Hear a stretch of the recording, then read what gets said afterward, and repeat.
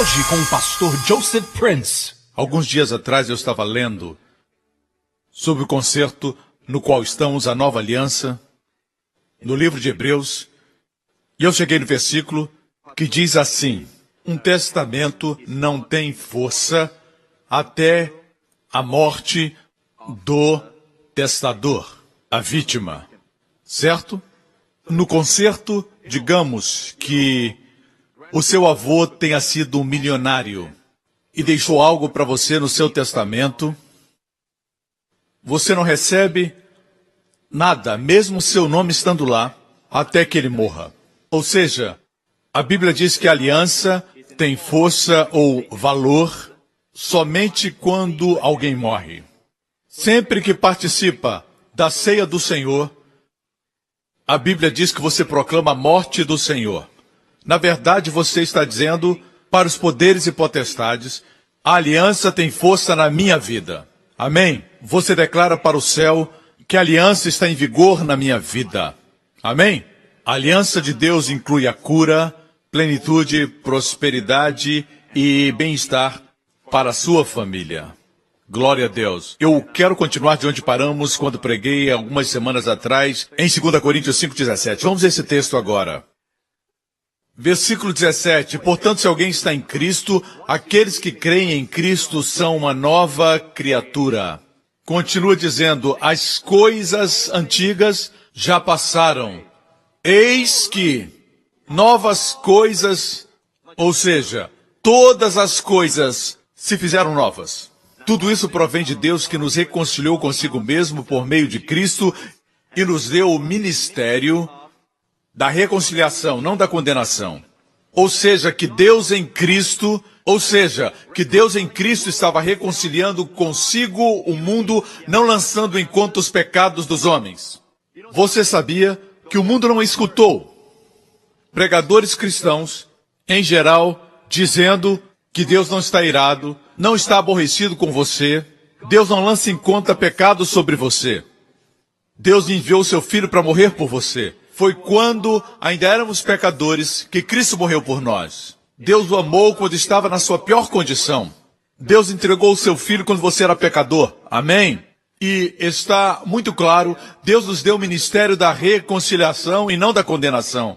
E a palavra diz que Deus não lança em conta os nossos pecados. Deus não está contando os nossos pecados. Os seus parentes talvez não sejam salvos, os que não creem em Cristo, os que não conhecem o maravilhoso Evangelho, as boas novas celestiais, aqueles que não acreditam não são salvos. Mas Deus não lhes imputa pecado.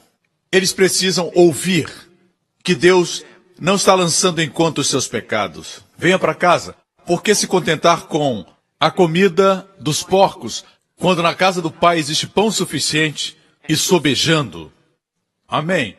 Por que se contentar com aqueles que o amam pelo que pode dar? No momento que não pode oferecer nada, eles vão embora.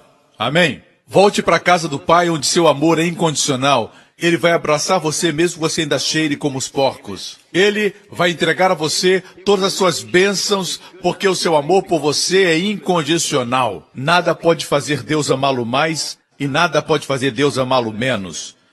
Deus o ama incondicionalmente. Aleluia. Amém? Amém? Glória a Deus. E a palavra que temos para o mundo é esta: Deus não está contando seus pecados contra você. Amém?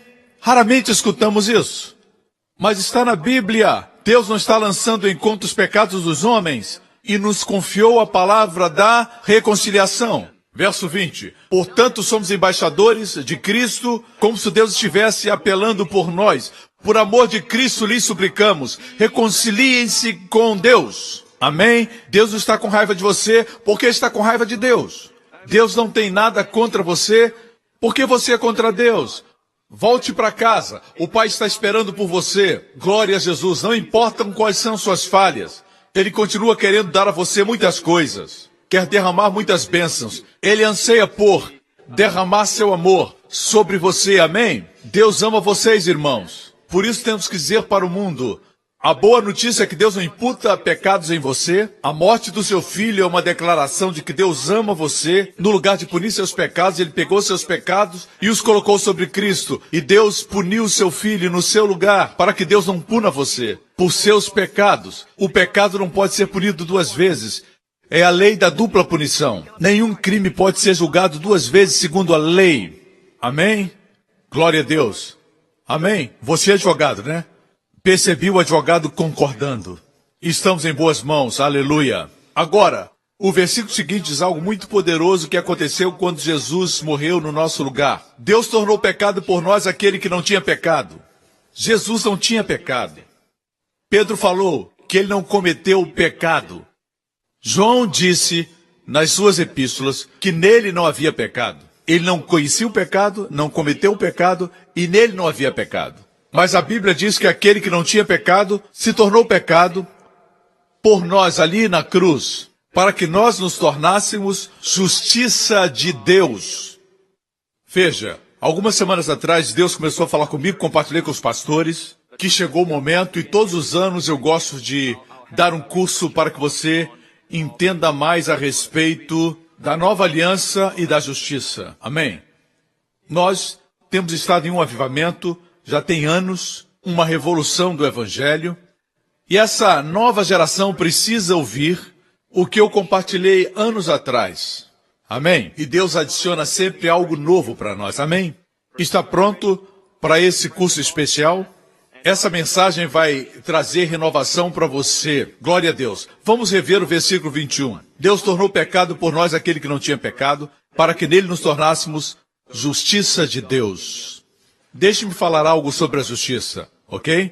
Quando lemos a Bíblia, Paulo falar a respeito da justificação pela fé, aqueles que são da fé, Abraão creu em Deus, isso lhe foi imputado como justiça. Esses textos falam da justiça pela fé, não a justiça pelas obras. No Antigo Testamento, você tinha que obedecer a Deus e obedecer em tudo, todos os 10 mandamentos para que você fosse justo, certo? Ninguém conseguia. Se conseguiam no exterior, não conseguiam na mente ou dentro do coração. Mas no Novo Testamento que Jesus estabeleceu para nós, amém? Basta crer no que Jesus fez e Deus conta como justiça. Deus diz, você é santo e culpável aos meus olhos. Amém? Sob o antigo pacto, certo? Os profetas chamavam seus pecados à lembrança. Mas os profetas do Novo Testamento falam da sua justiça em Cristo. No antigo pacto, Deus dizia, eu vou lembrar do pecado de vocês, não vou esquecer, até a 3ª ou 4ª geração. Mas a nova aliança, por causa da morte, o sepultamento e ressurreição de Jesus, Deus diz nesse novo concerto que ele não se lembrará mais dos seus pecados. Boa notícia. Estamos lidando com Deus que não se lembra mais dos nossos pecados. Não lembra. Amém? Por alguma razão, as boas novas não soam boas nos nossos dias. É difícil ouvir boas notícias, mas as boas novas do Evangelho são essas. Deus o considera justo aos seus olhos. O considera merecedor de todas as suas bênçãos. O considera digno de receber tudo o que ele tem para dar. Amém? Você olha para você e faz a pergunta, como posso ser justo, pastor? Como isso é possível se as minhas ações não são justas? Voltemos para o versículo. Como Jesus se tornou pecado? Ele cometeu pecados para se tornar pecado? Não, não cometeu pecado. Então, como se tornou pecado? Ele recebeu o pecado na cruz. Assim como nos tornamos justos fazendo obras de justiça? Não, recebemos a sua justiça. Amém? Quando Jesus recebeu nossos pecados, ele foi amaldiçoado? Sim. Deus não disse, você é meu filho, está levando os pecados dele, eu não vou amaldiçoar você. Não, a Bíblia diz que Jesus foi amaldiçoado por nós. Gálatas 3,13. Amém? Apesar de estar levando os nossos pecados, ter os recebido, Deus o amaldiçoou. Da mesma forma, nós recebemos a sua justiça, seremos abençoados? Deus não diz, essa é a justiça do meu filho, eu não vou abençoar você. Não, Deus vai tratar você como se você fosse merecedor. Como Cristo foi amaldiçoado, eu serei abençoado. Você é abençoado. Amém? Cremos que na cruz ocorreu uma divina e gloriosa troca. Uma vez que você é justo diante de Deus, e essa justiça que você tem é uma dádiva, não uma recompensa, e a Bíblia diz em Romanos 5,17 que se receber o dom da justiça, reinará em vida sobre o pecado, sobre a pobreza, sobre a doença e a morte. Em vida, reinará em vida, será cheio de vida e reinará em vida. A versão amplificada diz, reinarão como reis em vida. Eu gosto disso. Amém? Assim, a justiça é uma dádiva, não é recompensa por suas obras. Aprenda a receber essa dádiva. Você crê que recebeu essa dádiva? Dê um sinal. Amém, glória a Deus. Quantos agem como alguém que recebeu? Eu não vi tantas mãos se levantarem. Quantos agem dessa forma? Eu, quando oro, Deus me escuta, porque eu recebi a dádiva da justiça. Eu recebi o dom da justiça. Quando estou enfermo, espero a cura. Amém? Quando tenho um problema, eu sei que em Deus eu vou romper. Amém? Eu espero boas coisas. Tem muita gente em Singapura, mas eu espero que boas coisas aconteçam comigo. Amém? Não espero coisas ruins na minha vida. Por quê? Porque sou a justiça de Deus em Cristo. Amém? Uma coisa é receber, outra é agir como tal. Amém? Filho de Deus, você tem que se sentir especial. Deus o fez especial. Você não é uma pessoa comum andando pelas ruas. Não é uma pessoa comum indo ao shopping. Amém? Você é filho de Deus, lavado pelo sangue de Jesus, feito justo nele. Amém? Qualificado para receber a sua herança. E agora você é co-herdeiro com Cristo de todas as bênçãos e promessas. Amém, igreja? Uma coisa é saber, outra coisa é viver. Você age como alguém que é a justiça de Deus em Cristo ou ainda está tentando a justiça própria? Está tentando merecer as bênçãos de Deus? Amém? Quero compartilhar algo que acho extremamente poderoso. Algo que impede a consciência da nossa justiça é a consciência do pecado. Diga, a consciência do pecado. E parece que, em muitos lugares, uma das coisas que os pregadores pensam que é bom para o povo é que se denunciar o pecado, fazendo as pessoas conscientes dele, as pessoas vão reconhecer o pecado e então vão se arrepender. Nada mais distante da verdade. Amém? Pregar o pecado para as pessoas fazendo-as conscientes do pecado é o oposto de tudo o que a nova aliança representa. A aliança é para você estar consciente da sua justiça em Cristo. O apóstolo Paulo, a quem Deus revelou 3/4 do Novo Testamento e o Evangelho da Graça, disse, não me envergonhe do Evangelho de Jesus Cristo, pois é o poder de Deus. O artigo definido, o poder de Deus para a salvação, para a plenitude, para a salvação, para o bem-estar, para a prosperidade. Amém?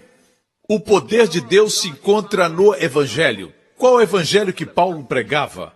Nesse Evangelho, a justiça de Deus foi revelada.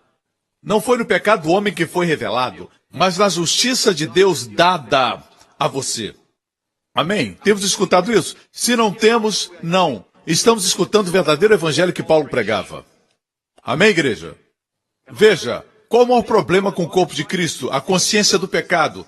A Bíblia diz, a lei. Deixa eu mostrar um versículo em Hebreus capítulo 10.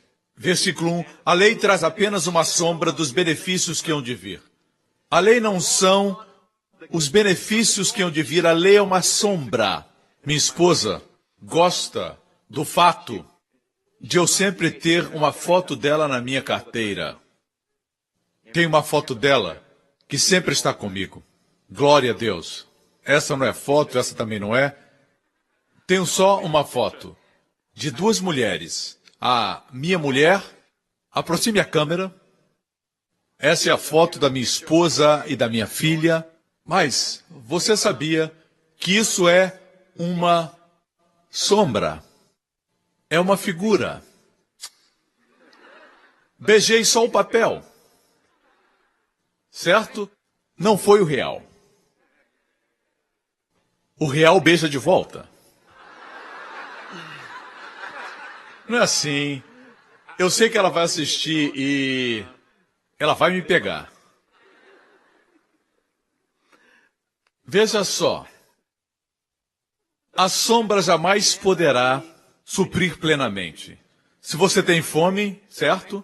E eu colocar um frango frito do KFC e a luz bater formando uma sombra na parede, e eu disser, coma a sombra daquele frango, enquanto como o frango. Com certeza eu vou ficar satisfeito e você vazio, e ainda com fome, certo? A lei é uma sombra do bem que virá. Jesus é a substância. Os 10 mandamentos são sombras, são figuras. Estamos pregando sobre as sombras quando deveríamos pregar sobre a substância. Posso ter um amém? A lei traz apenas uma sombra dos benefícios que hão de vir, e não a realidade dos mesmos. Ela nunca consegue, mediante os mesmos sacrifícios repetidos ano após ano, aperfeiçoar os que se aproximam quanto às suas consciências. Esse é o contexto. Se pudesse fazê-lo, não deixariam de ser oferecidos, pois os adoradores, tendo sido purificados, não mais se sentiriam culpados de seus pecados. A versão livro diz, nunca mais tendo sentimento de culpa. O que está dizendo... Olhe para mim, o que está dizendo é isso. Se o sacrifício de touros, bois e carneiros no Antigo Testamento, que tipificavam Cristo, eram sombras da substância, se esses sacrifícios tivessem eficácia, os adoradores não teriam sentimento de culpa. Deixe-me afirmar, o último sacrifício já aconteceu. Foi o sacrifício de Jesus.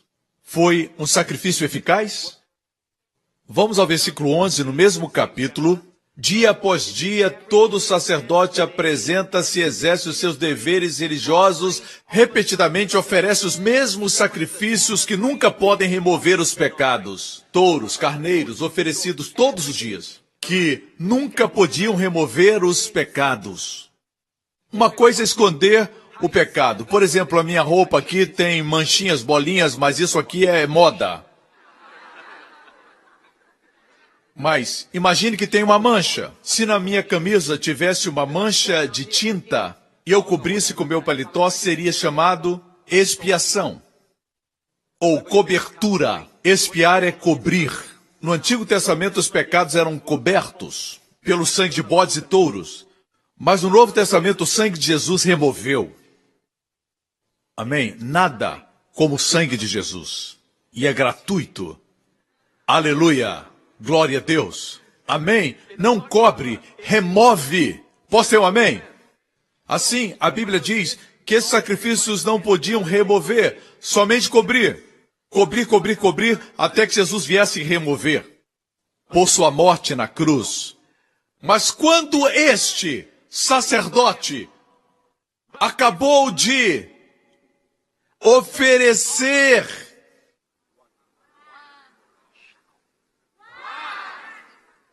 quantos sacrifícios? Esse sacerdote, depois de um único sacrifício, pelos pecados, para sempre, assentou-se à direita de Deus.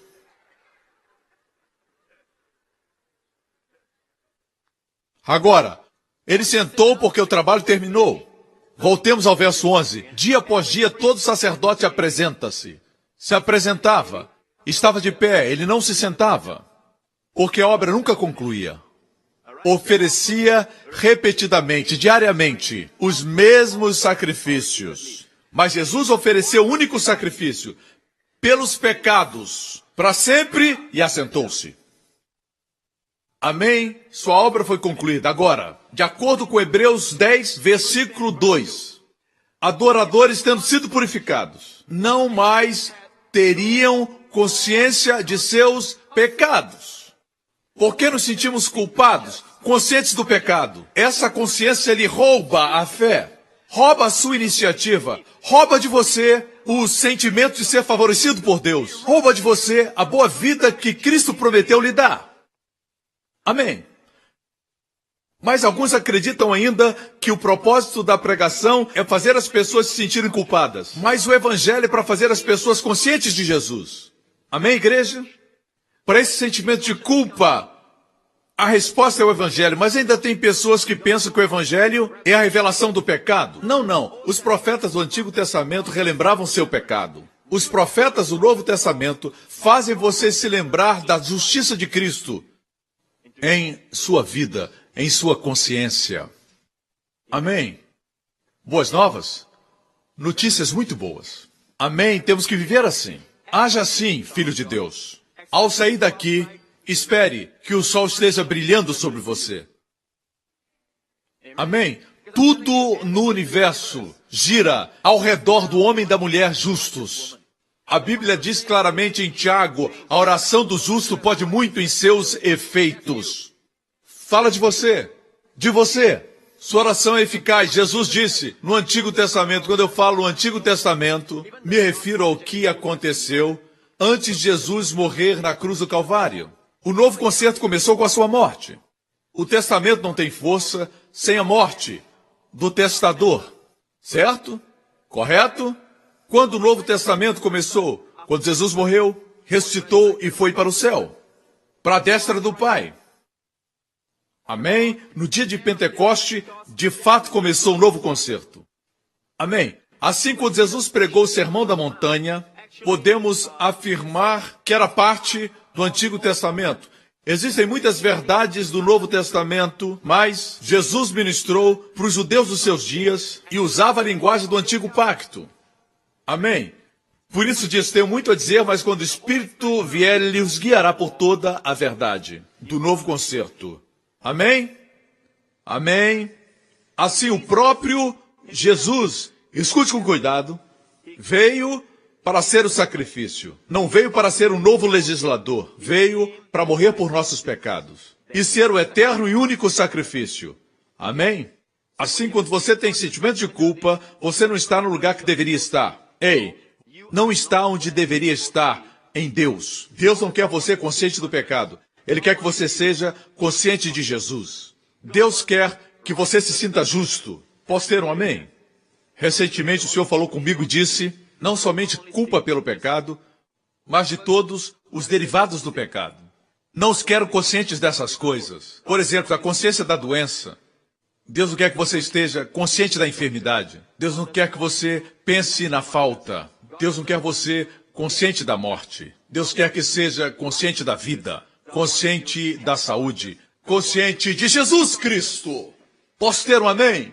Quando você lê os jornais, assiste às notícias, com certeza vai ouvir falar de doenças crônicas, esse problema, aquele problema e toda sorte de enfermidades. Certo? O mundo se alimenta de notícias negativas. Mas essas coisas não são boas para a sua consciência. Porque tudo aquilo que você pensa, isso você produz. Se está consciente da justiça, se sabe que Deus o fez justo em Cristo, o que você vai produzir? Justiça. Mas muitos pregam a consciência do pecado, para que se sintam culpados. Alguém diz, pastor, elas precisam se sentir culpadas. Se olhar no mundo para os descrentes, pessoas que não acreditam no Evangelho, que vivem no pecado, que agem de forma inconsequente, não pense que eles não se sentem culpados. Na verdade, a razão por que se envolvem com tanto pecado é porque a consciência deles os acusa. Por isso a música é tão alta. Estão tentando aplacar a consciência. Ninguém pode fugir da sua consciência. Onde você for, ela estará lá. Me escuta. A única boa nova que podemos apresentar ao mundo é que o glorioso Evangelho de Jesus Cristo resolve o problema da má consciência. Ainda assim, temos uma doutrina no corpo de Cristo hoje que diz que má consciência é uma consciência que não consegue mais detectar o pecado. É endurecida. Quantos ouviram isso? Muitos. Ok, isso é verdade. Eu também já escutei isso antes na minha antiga igreja, que uma má consciência é uma consciência que não detecta mais o pecado.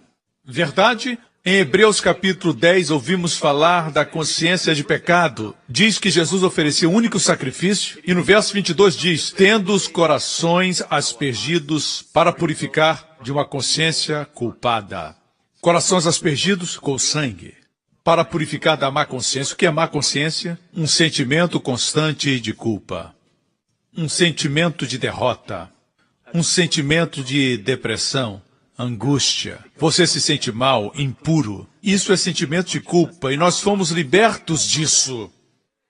Existe uma consciência culpada e Deus não quer que estejamos sempre com a consciência culpada. Deus chama esse tipo de consciência má consciência, porque se Cristo removeu o seu pecado com seu sangue, é errado ter uma consciência culpada. Digamos que você me deva $10.000. Você não pode pagar e quando me vê se esconde. Você me evita porque você acha que eu estou sempre pensando na sua dívida. Mesmo que no meu coração não pense nisso, eu sinto falta de você, você é meu amigo, jogamos bola juntos, somos amigos, mas tem tempo que eu não vejo você. Depois do empréstimo não vejo mais você. Não tenho nada no meu coração, mas na sua consciência, você tem dívida. Tem dívida na sua consciência. Porque se sente culpado, você me evita quando me vê. Não por causa de mim, mas por sua consciência. A má consciência faz as pessoas evitarem Deus. Por isso, quando falamos de Deus, seus amigos e parentes dizem, não fale comigo de religião. Não fale disso comigo. A consciência deles está evitando Deus. Se sentem nus. E tem razão, porque não estão cobertos. Mas Jesus se tornou a nossa cobertura. Se tornou nossa vestimenta de justiça. Isso está em Cristo. Não estamos nus, estamos cobertos pela justiça de Cristo. Como Cristo é, assim somos nós, neste mundo. Deus não julga você olhando para você hoje. Deus julga você baseado em Jesus Cristo. Você é tão bom quanto Jesus, porque Jesus ocupou o seu lugar. Porque na cruz ele morreu por você. Sabia disso? Morreu no seu lugar. Ele não morreu por causa dele mesmo. Ele não tem pecados. Morreu como se fosse nós. Deus o ressuscitou como se fosse nós. E Deus o colocou à sua destra como se fosse nós. Hoje, como Cristo é, assim somos nós. Quando Deus quer julgá-lo, ele olha para Cristo. A questão não é essa. Pastor, eu sou aceito por Deus? Você deve perguntar, Jesus é aceito por Deus? Porque como Cristo é, assim é você diante de Deus. Amém? É a justiça de Cristo, não é a minha. Você é justo em Cristo. Tudo que ele é, Deus creditou na sua conta. Boa notícia! O diabo quer que você olhe para você mesmo todo o tempo, vendo suas falhas, como você sempre faz as coisas erradas, os problemas que tem e como está distante dos padrões de Deus. Como você decepcionou seus pais, as pessoas amadas na sua vida, como fracassou no casamento, nos seus negócios. Ele quer que você focalize em você mesmo o tempo todo. Isso machuca você, deprime você. Deixe-me dizer, não olhe para dentro de você o tempo todo. Quanto mais você olha para dentro, você verá trevas. Pessoas introspectivas nunca sorriem. Quando olham para você, parece que você é transparente. Se concentram nelas mesmas. Veem você com os olhos, mas estão olhando para si mesmas. Quando alguém está enfermo, tem dor de dente, por exemplo. Pensa em quem? Nas crianças famintas da África? Pensam na sua dor. A consciência é algo assim. É como quando você veste o seu sapato e existe uma pedrinha lá dentro. Um grão de areia. Você caminha, mas tem certa dificuldade. Assim acontece com as pessoas. Durante a vida, estão com a consciência culpada. A resposta para a má consciência é o Evangelho de Jesus Cristo. Crê na verdade. Posso ter um amém? Vou compartilhar algo que você não sabe. Algo novo. Mas antes, deixe-me dizer algo que você precisa saber. Tenho pregado essa mensagem por muitos anos. Leiamos Romanos capítulo 4. Romanos 4. A propósito, enquanto você abre e marca o texto, antes de analisarmos Romanos capítulo 4, deixe-me convidar você a estudar um pouquinho de história. Algo que o seu professor na universidade nunca disse. Como surgiu a consciência? De onde vem a consciência? Eles dizem que é da criação. Mas deixe-me dizer, a consciência está presente desde pequena. Uma criança que tem somente 2 anos, quando faz algo errado, você olha para ela e está com o biscoito na boca, você diz, você pegou o biscoito que eu disse para você não pegar? Certo? Biscoitos por todo lado. Pelo jeito que ela olha para você, ela sabe o que fez de errado. Amém? Existe algo dentro dela. Deixe-me falar do início da consciência. Tudo começou no jardim do Éden, ok?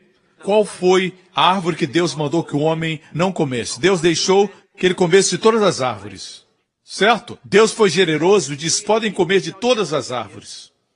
Mas Deus disse, não comam da árvore da morte, certo? Desculpe. Deus disse, não comam da árvore do mal, certo? Deus disse, não comam da árvore do pecado, certo? O que Deus disse? Vejamos, Gênesis 2. E o Senhor ordenou ao homem, coma livremente qualquer árvore do jardim. Deus é um Deus tão bom e tão generoso. Você sabia que Deus poderia ter criado outras árvores quando a população do mundo cresceu? Mas nessa época, os únicos seres humanos existentes eram Adão e Eva. Tinha um suprimento abundante de árvores. Árvores frutíferas, e eles eram os únicos. Tinham acesso a todas as jaqueiras, e a jaca naquela época era redonda, porque o pecado não tinha acontecido. Podia rolar as jacas, não existiam os espinhos. Veja, todas as árvores eram de Adão e Eva. Amém?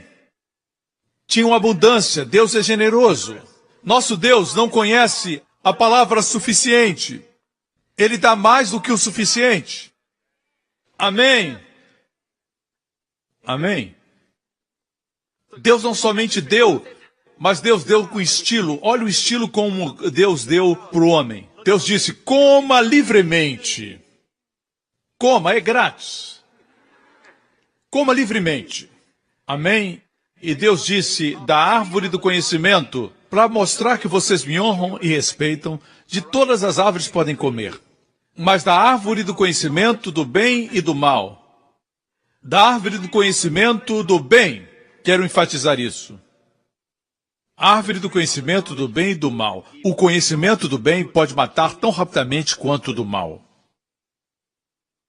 Deus disse, não coma da árvore do conhecimento do bem e do mal. Porque no dia em que dela comer, certamente você morrerá.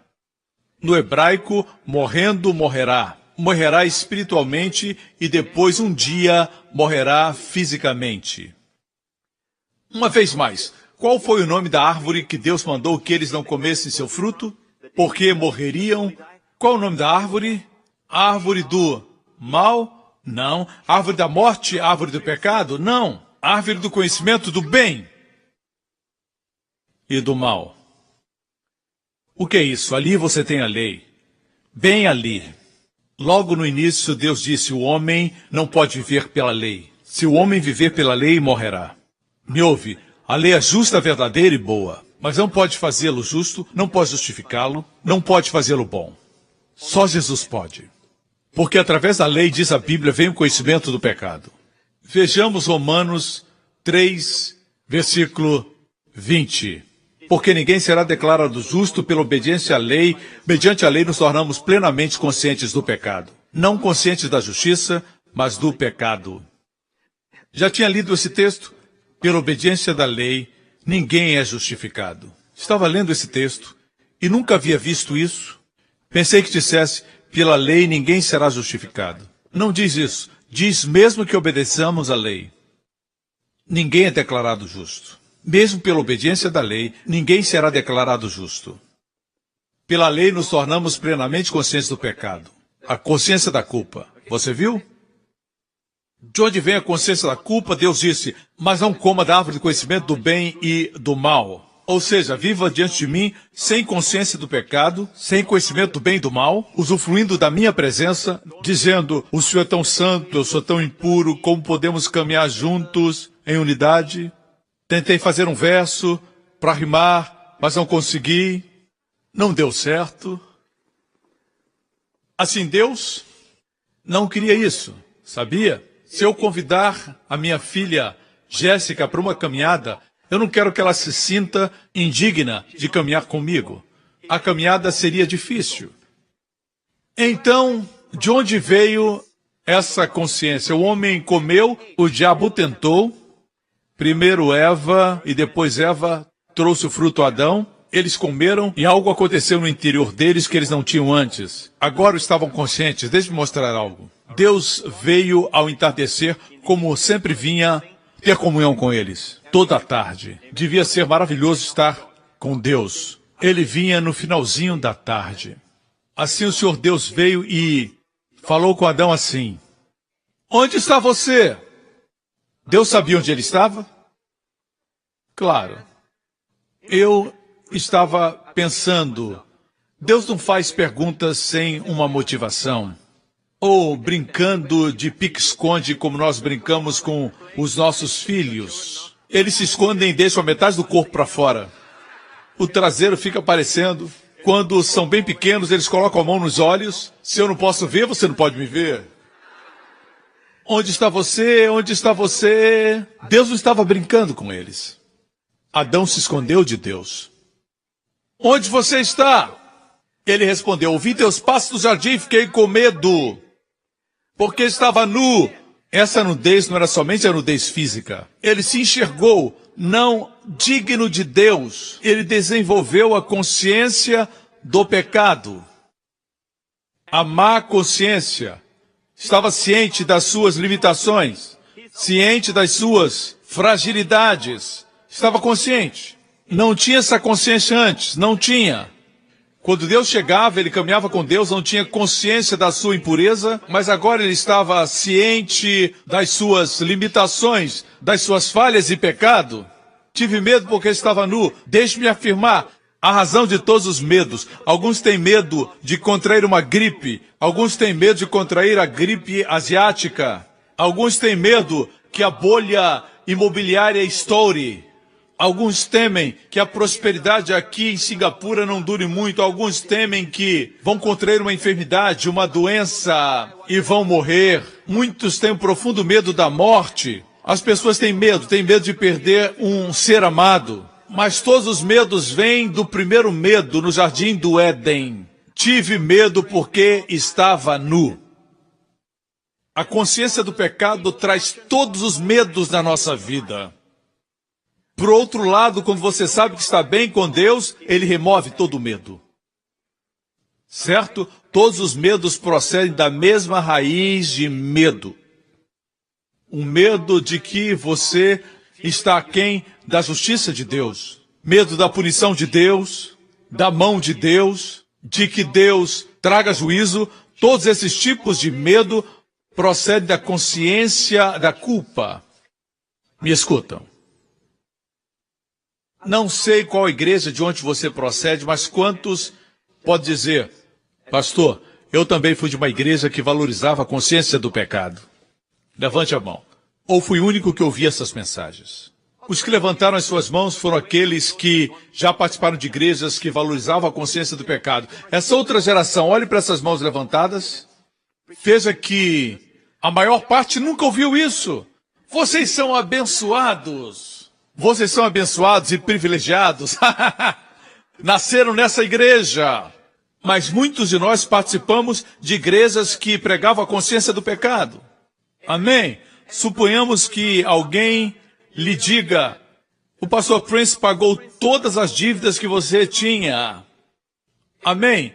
E você dissesse: mas ele não me disse. E finalmente eu encontro e digo: eu estou procurando você. Eu já disse para o meu advogado que eu já paguei todas as suas dívidas. Já estão totalmente pagas. Eu paguei por elas. Amém? Isso quer dizer, eu assumi a dívida. Está pago.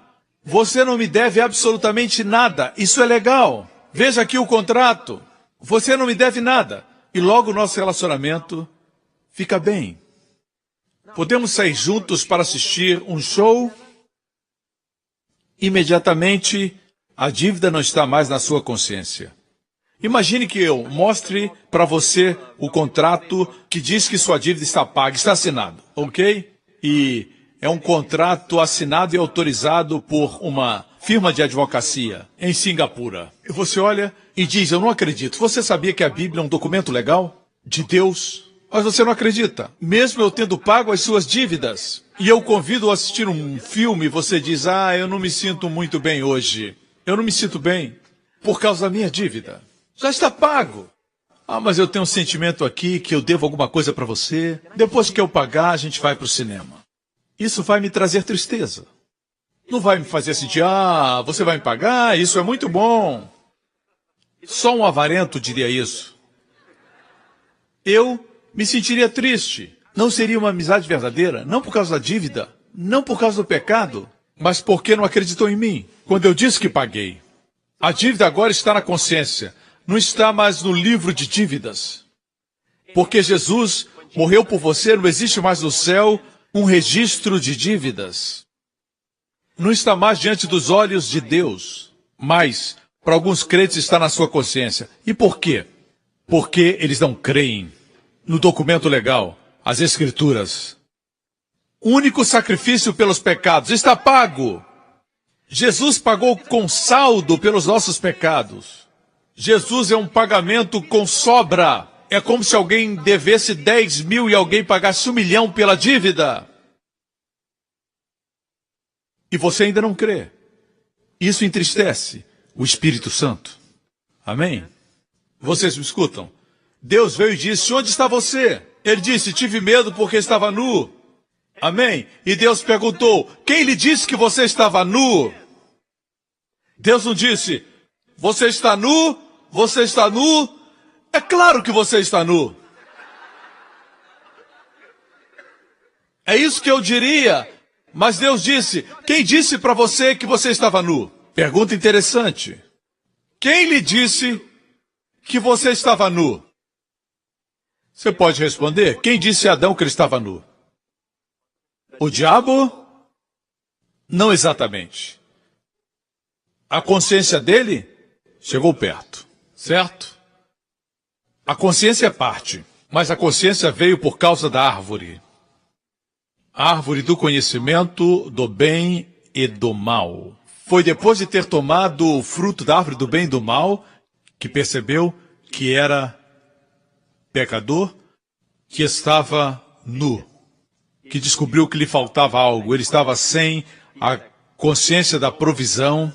Deixe-me lhe dizer que Deus deu a ele tudo no jardim, mas repentinamente só tinha consciência da sua nudez. Irmão, quem disse que você está nu? Deus já lhe vestiu. Quem disse para você? Amém? Foi a consciência. Mas de onde veio a consciência? Foi o que perguntei. Veio da árvore do conhecimento do bem e do mal. Mas, pastor, temos que aprender a viver pela nossa consciência? Sim e não. Se tem uma boa consciência, viva por ela. Se tem uma consciência má, não viva por ela. Deixe-me dizer isso. Viva pela intuição, que não é a consciência. Viva pelo Espírito dentro de você. Amém? A voz amiga, a voz da graça dentro de você. Amém? Amém, irmãos? Estão escutando? Quem lhe disse que você estava nu? Eu vou voltar a uma passagem que já ensinei antes, muitas vezes, mas existe algo adicional para você hoje. Vamos seguir a linda narrativa de como eu e você podemos receber as bênçãos de Abraão. E qual a razão? Porque muitas pessoas não experimentam, apesar de crentes, não experimentam as bênçãos de Abraão. Gostaria de saber? Gostaria? Bem, se você não tem o desejo de receber essas bênçãos, deixe-me compartilhar rapidamente. Abraão, quando ele era velho, ele foi tão abençoado que ele pôde ser pai de uma criança quando ele tinha 100 anos de idade. Algo aconteceu com seu corpo. Amém? Ele se tornou frutífero. Amém? Sua esposa tinha 90 anos. Ela estava sob a bênção de Abraão. E Deus a fez linda e jovem quando ela tinha 90 anos. Pastor, isso é beleza espiritual. Bem, desculpa, mas o que a Bíblia diz é que um rei ímpio a viu e quis trazê-la para o seu harém. Queria que fosse sua mulher. A queria no seu harém. Veja, reis ímpios não seguem o discernimento. Estou vendo sua beleza espiritual. Ele segue a visão carnal. Amém? Amém. O que estou dizendo é que Deus renovou sua juventude como parte da bênção de Abraão. Quem que é a bênção de Abraão? Amém? Não somente isso, a Bíblia diz que Abraão se tornou muito rico. Não rico, muito rico. Em gado, prata e ouro. Amém? Abraão se tornou amigo de Deus. Por que isso aconteceu? Bem, pastor, ele obedecia os mandamentos de Deus. Bem, resposta errada. Qual é a resposta certa? Meu amigo, veja, como podia obedecer os 10 mandamentos? Abraão viveu 400 anos antes dos 10 mandamentos terem sido dados. Moisés viveu depois de Abraão.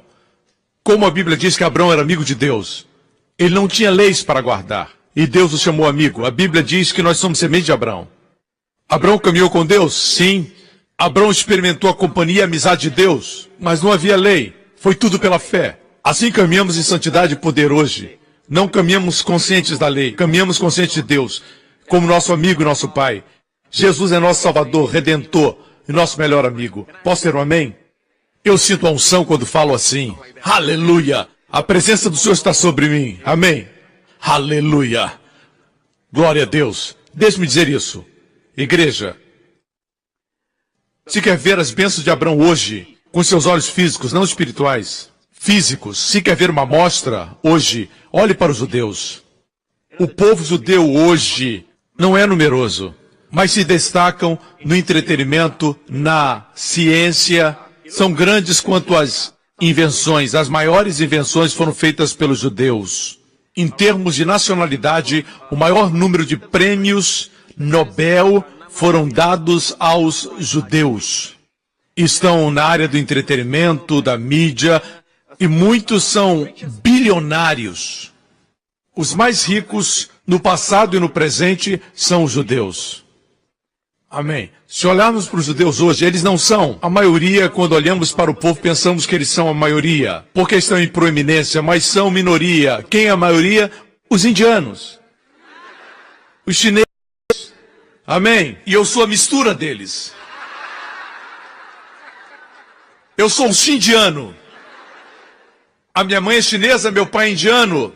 E deu nisso. Na verdade, sou nova criatura. As coisas velhas passaram, tudo se tornou novo. Eu afirmo que não é porque são um povo numeroso.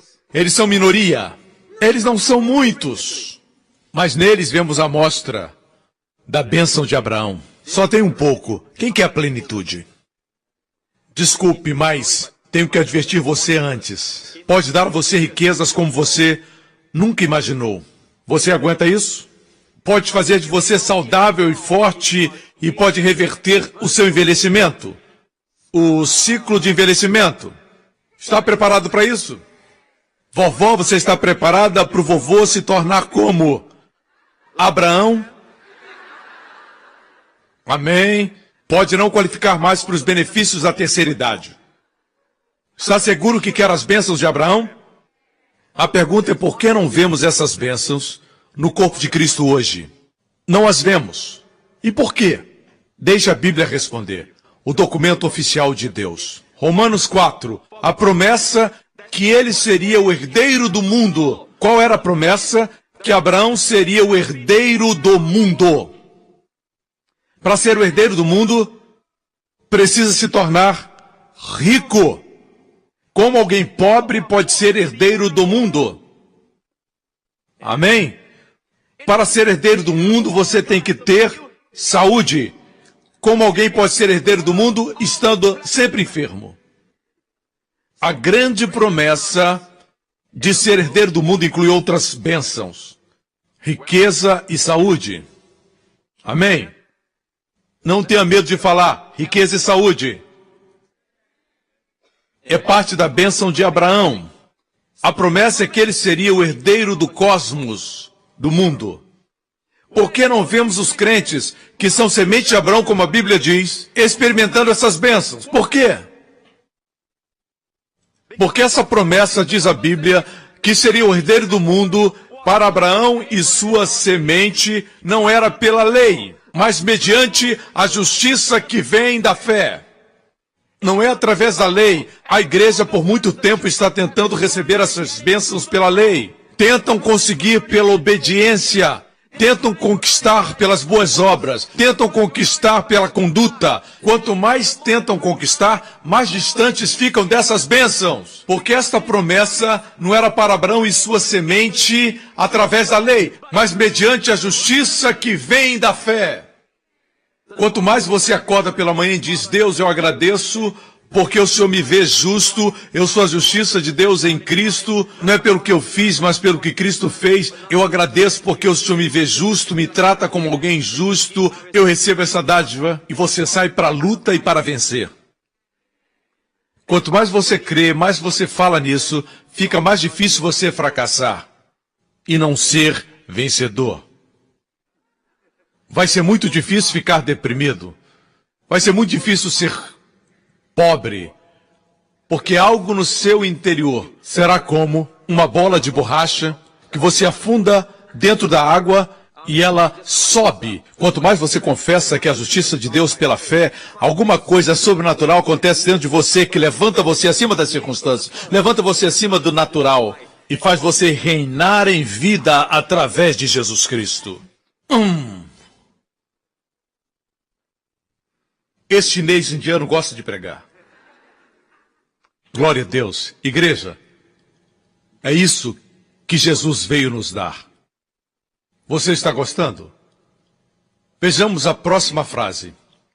A próxima parte que vamos ler nos diz algo muito interessante e diz assim: pois se os que vivem pela lei são herdeiros, se aqueles que cumprem a lei ou os 10 mandamentos são herdeiros, a fé não tem valor, é vazia, e a promessa é inútil.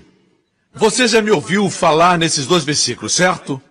E normalmente não abordo o versículo seguinte, o versículo 15, porque a lei produz a ira, e onde não há lei, não há transgressão. Recentemente minha esposa, Wendy, ela um dia estava lendo essa passagem, e uma noite ela me perguntou, e disse, querido, você já leu o versículo 15 que diz que a lei produz a ira? Ela disse, você prega no versículo 13 e 14, mas nunca fala no 15. É verdade que quase não falo sobre o 15.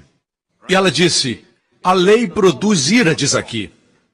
E que ira é essa? A ira de Deus ou a ira do homem? Eu disse, no contexto, é a ira de Deus. Não fala do homem. Ela disse, ok. Então ela disse, então eu poderia dizer que, e faria sentido, que se alguém está sob a lei, e a lei produz a ira, traz a ira, essa pessoa se sentiria sob a ira de Deus, mesmo sem estar. Pela lei vem a consciência do pecado. E ela disse, se alguém está sob a lei, vai estar sempre consciente do pecado, consciente da fraqueza, portanto fica consciente da ira. Apesar de Deus não estar irado, Deus não está com raiva. Veja, eu não tenho nada contra você se você me deve dinheiro, mas dentro do seu coração se sente culpado. Quantos entendem isso? E ela disse assim, portanto, essa pessoa não pode ser herdeira do mundo, se sempre sente que Deus está com raiva dela. E eu disse, isso é incrível. Vou roubar essa pregação. Eu disse, vou pregar sobre isso. Não é incrível? Diz que a lei produz ira.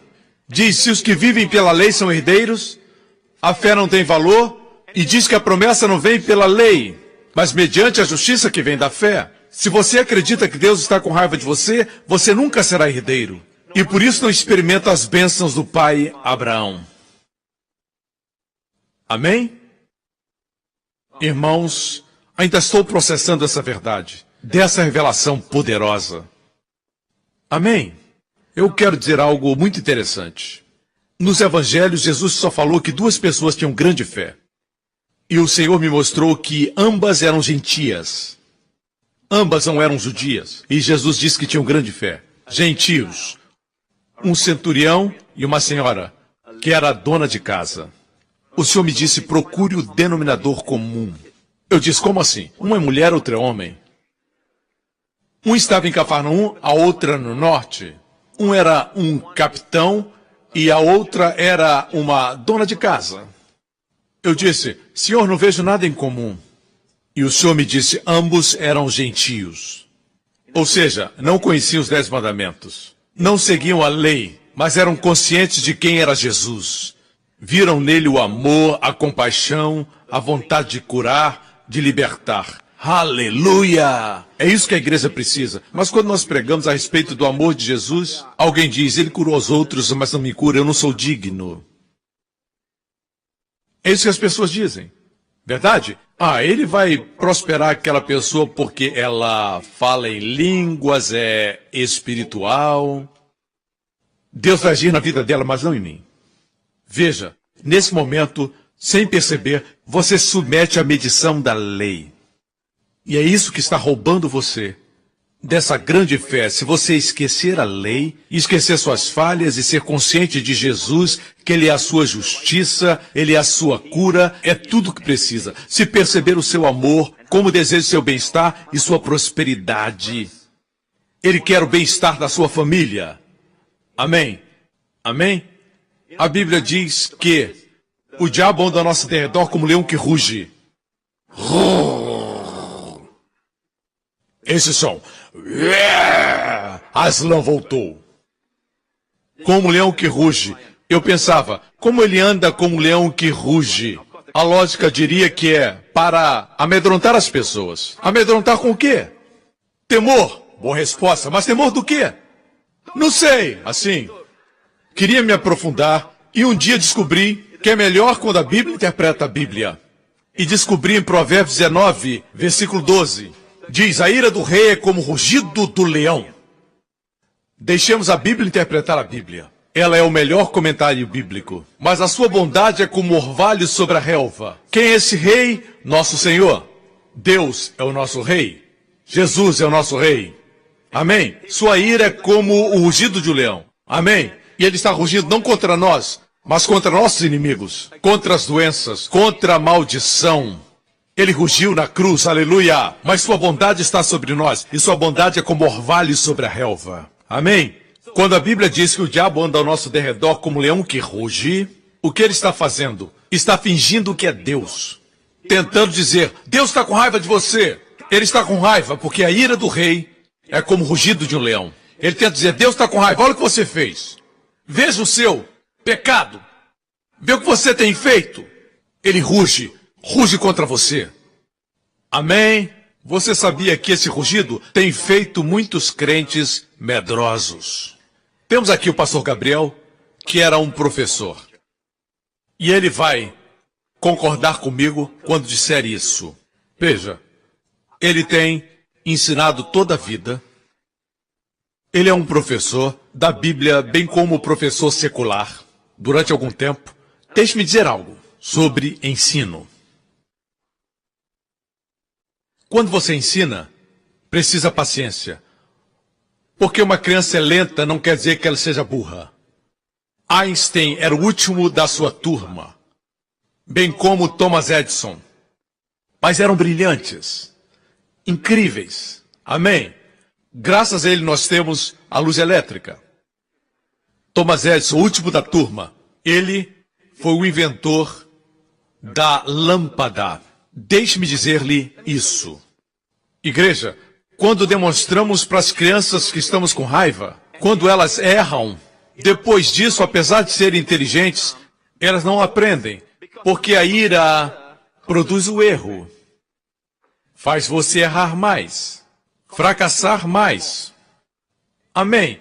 Certa vez o Espírito Santo me disse, quando Jéssica tinha 2 anos de idade, quando ela olhava para mim, certa vez o Espírito me disse, sorria, dê um sorriso para ela. Eu disse, por quê? O Espírito disse, você está muito sério. Amém? Agora, quando ela olha para mim, eu me esforço e sorrio. Certa vez, quando ela tinha 4 anos, ela me perguntou, papai, você está cansado? Eu disse, não. Está triste? Eu disse, não.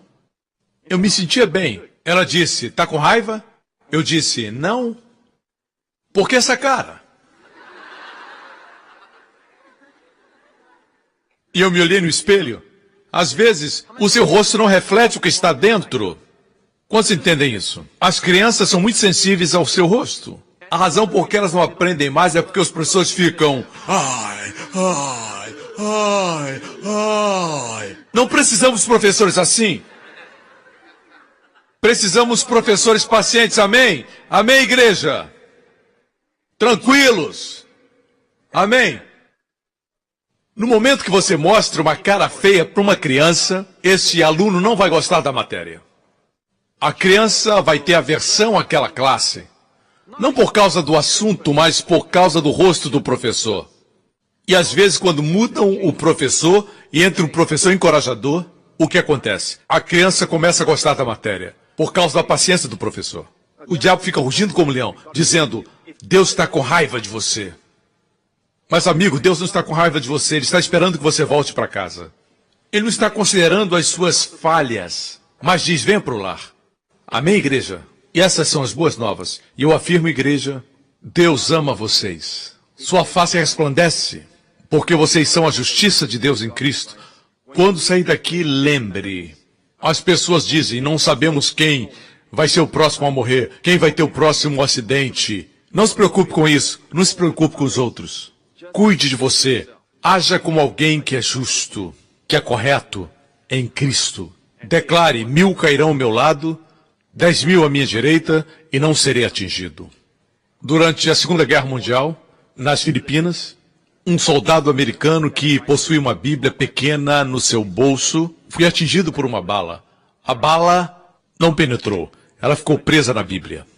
Ele abriu a Bíblia e viu que a bala parou exatamente no Salmo 91, que diz: 1000 cairão ao seu lado, 10.000 à sua direita, e não serás atingido. Amém, vou concluir com isso. Sinta-se especial. Você é especial. Deus abriu os céus para você. Quando você entra no shopping, é como se Deus dissesse: entre todos aqui, esse é o meu amado. Espere boas coisas. Amém. Mas, pastor, isso aconteceu com aquela pessoa. Eu não conheço aquela pessoa. Eu me conheço. E sou a justiça de Deus em Cristo. Amém. Amém? Não somente escute, pratique. E será abençoado além da sua imaginação. Nessa próxima semana, você vai caminhar na plenitude das bênçãos de Deus. O Senhor abençoe você com as bênçãos do pai Abraão, as bênçãos de Deuteronômio 28. O Senhor abençoe sua entrada e sua saída. O Senhor abençoe quando os inimigos o atacarem, seja o que for, doenças, problemas financeiros, virão contra você por um caminho, mas fugirão por 7 caminhos. O Senhor abençoe tudo que você tocar, que tudo que fizer prospere, que toda arma preparada contra você fracasse totalmente e não lhe cause dano. O Senhor preserve você e os seus de todos os acidentes, perigos, doenças, dos ataques dos poderes das trevas, pelo sangue do Cordeiro. O Senhor Jesus derramou seu sangue para proteger você. Mesmo que 1000 caiam ao seu lado, 10.000 à sua direita, você não será atingido.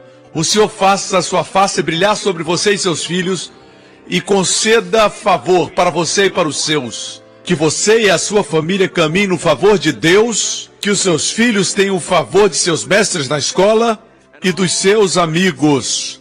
Que o Senhor os abençoe nos estudos e que eles tenham grande sucesso. Amém. Que o Senhor levante a sua face sobre vocês e suas famílias e conceda a você e aos seus sua shalom, paz, bem-estar. Em nome de Jesus. Amém. Deus o abençoe. Obrigado por sintonizar no programa de hoje. Esperamos que tenha sido uma bênção para a sua vida. Para mais informações sobre o programa da Igreja New Creation, acesse o site ncctv.org.sg. Lá você poderá se inscrever para receber um devocional diário do pastor Joseph Prince. Seja incentivado e fortalecido todos os dias e saiba o quanto Deus lhe ama através desses devocionais. Acreditamos que seu dízimo pertence à igreja que você frequenta e oramos para que você seja grandemente abençoado, altamente favorecido e profundamente amado.